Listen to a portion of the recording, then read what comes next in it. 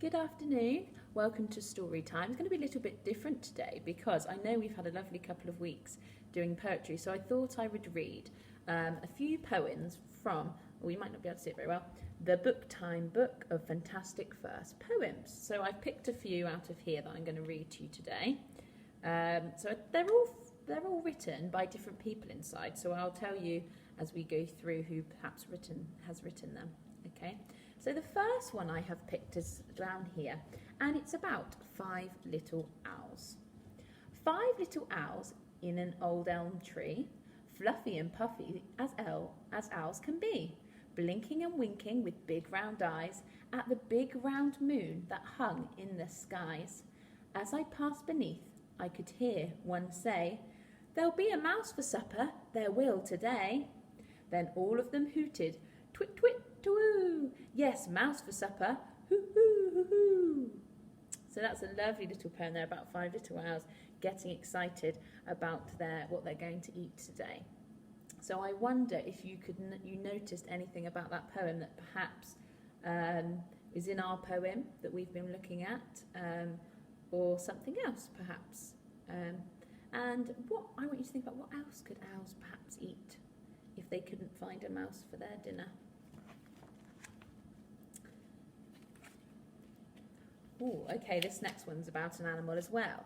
It is about Granny Goat. Oh, I wonder why they're calling the goat Granny. Is the goat really old? Or perhaps they think that the goat acts like a granny, like a person granny. So let's have a read. Granny Goat. "Eat anything, will Granny Goat. Handkerchiefs, the sleeve of your coat. Sandwiches, a £10 note. Eat anything, will Granny Goat. Granny Goat goes anywhere. Into the house if you're not there. Follows you around, doesn't care. Granny Goat goes anywhere. Granny Goat will not stay tied up throughout the day.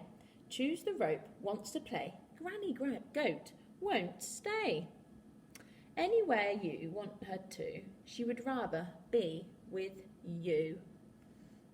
So I like that because it's got some lovely rhyming in it, and it's also, like with phonics, we've been noticing the different ways you sound, the different way you spell sounds, and we've got that up here in the I don't think it might be backwards for you, but we've got goat spelled with O, which is O-A, but we've also got the split digraph O there. So even though it's a different way of spelling it, it rhymes still because it's that O sound.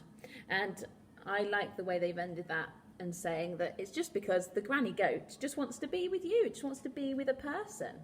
That's why she keeps chewing all the things, because she just wants to be near them. This one was, it's another animal one. There's a running theme here, isn't there? It's another elephant one, but I really liked this one because it's quite silly and it does make me laugh, and you'll have to bear with me because there's some made up words in it and I'm trying to say them, but I might get my tongue all tied up. Okay. Ellie telephony. Once there was an elephant who tried to use the telephant. No, I mean the elephone. Who tried to use the telephone? Dear me, I am not certain quite that even now I've got that right. However, he got his trunk entangled in the telefunk. The more he tried to get it free, the louder buzzed the telefee. I fear I'd better drop the song, or telefop and telepong. So there's lots of different ways that they're saying what the telephone is called. And we've got telephant, the elephone. I wonder if you've noticed what they've done there with the telephant and the elephone. Then he got telephone, correct. But then we had down here the telefunk.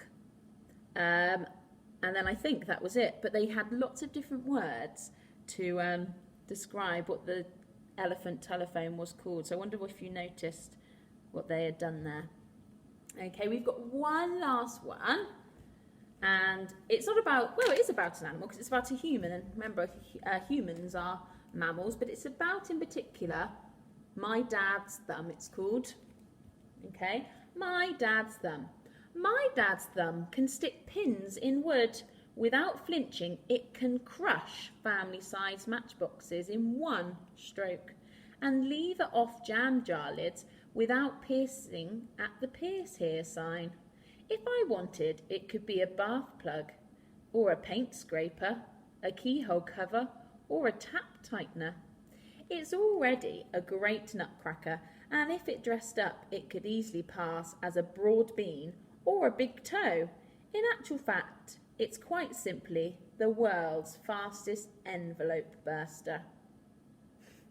So it's actually, I want you to think about what you do with your thumbs and your hands at the moment. I want you to think about everything that they do because, oh sorry, I moved the screen, it scared me. Because if you think about it, they do so many things, and that's listed just a few of the things that your hands and your thumbs do, but they do so much. So I want you to have a think. I'm going to leave you with that. I want you to have a think about all the things that your thumbs and your hands actually do, because I think you would come up with a very, very long list of things. Okay, I hope you've enjoyed listening to the poems this morning. Some of them are a little bit silly, but it's nice to have something a little bit different today. So I hope you have a good half term, and we'll see you soon.